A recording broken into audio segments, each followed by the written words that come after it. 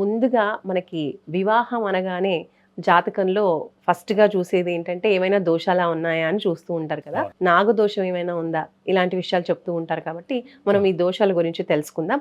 ముందుగా కాలసర్ప దోషం గురించి మాకు వివరించండి గురువుగారు. వివాహంలో ఫస్ట్ ఏంటంటే ఎవరైనా జ్యోతిష్కులు దగ్గరికి అంటే పిల్ల యొక్క తల్లిదండ్రులు లేకపోతే పిల్లాడి యొక్క తల్లిదండ్రులు వెళ్ళినప్పుడు ఏం దోషాలు ఉన్నాయి అనేవి మనం తెలుసుకుంటూ ఉంటామట.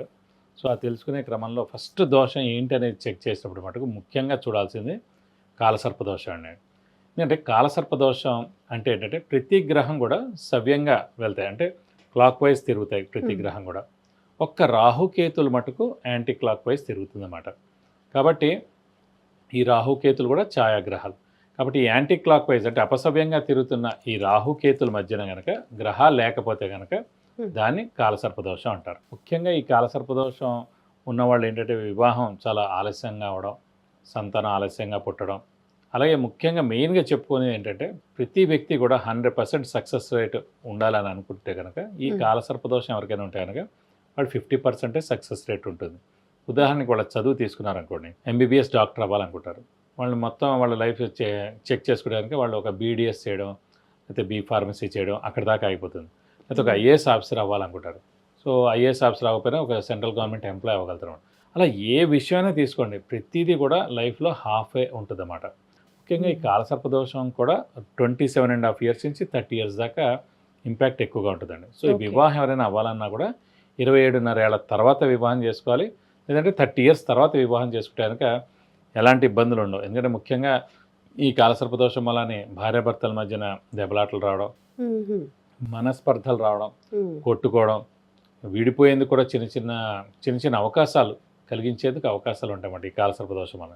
కాబట్టి ఓకే. ఈ కాలసర్పదోషం వల్లనే చాలా ఇబ్బందులుంటాయి. హ్మ్. ముఖ్యంగా తల్లిదండ్రులు ఎప్పుడైనా జ్యోతిష్కుని అడిగినప్పుడు హ్మ్. వివాహ విషయంలో మటుకు ఖచ్చితంగా ఈ కాలసర్పదోషం ఉందా లేదా అనేది మటుకు ఖచ్చితంగా కనుక్కోవాలి. హుహు. కాబట్టి ఈ వివాహ విషయాలు మీకు మెయిన్ అంటే వివాహం ఆలస్యం అవ్వడం, హ్మ్. ముఖ్యంగా వివాహం తర్వాత సంతానం కాబట్టి సంతానం ఆలస్యంగా పుట్టడం, సంతానం పుట్టినా కూడా ఇద్దరు అమ్మాయిలే పుడతారు. అంటే పుట్టడమే లేట్‌గా పుడతారు. హ్మ్. పుట్టినా అమ్మాయే పుడుతుందన్నమాట.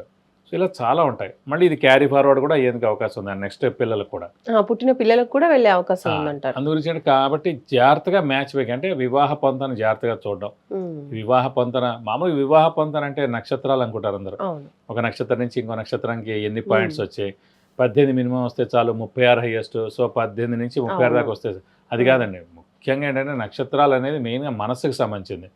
మనసులు వాళ్ళిద్దరూ కలుస్తారు. అది అయిన తర్వాత లోపల మళ్ళీ చదువు ఉందా లేదా? ఉద్యోగం ఉందా హ్మ్. లేదా? ఉన్నత ప్రమోషన్స్ వస్తాయా లేదా? అలాగే ఏమైనా అలవాట్లు ఉంటాయా? అలాగే సెకండ్ మ్యారేజ్ ఏమైనా ఉందా? డైవర్స్ ఉందా?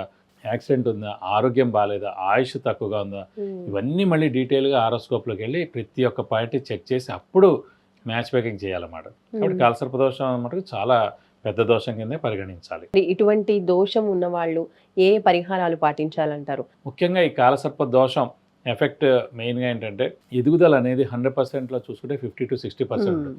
అదే మనం తెచ్చుకునే అబ్బాయి జాతకం 90% తెచ్చుకుని మిగతా ఇవన్నీ కుటుంబ స్థానం, సంతాన స్థానం, వైవాహిక హ్మ్. జీవిత స్థానం ఇవన్నీ బాగున్నాయి చూసుకున్నామనుకోండి. మనది కూడా ఈ 50-80%కి ఎలివేట్ అవుతుందండి. మినిమమ్ పెరుగుతుంది. 75% అన్నమాట. హ్మ్. పరిహారాలు మటుకు ముఖ్యంగా ఏంటంటే ఈ కాలసర్ప దోషం ఉన్న వాళ్ళకి ఈ దోషానికి అసలు ఒకటే ఒక్క పరిహారం అండి. హ్మ్. మెయిన్ పరిహారం మటుకు నాగప్రతిష్ఠ.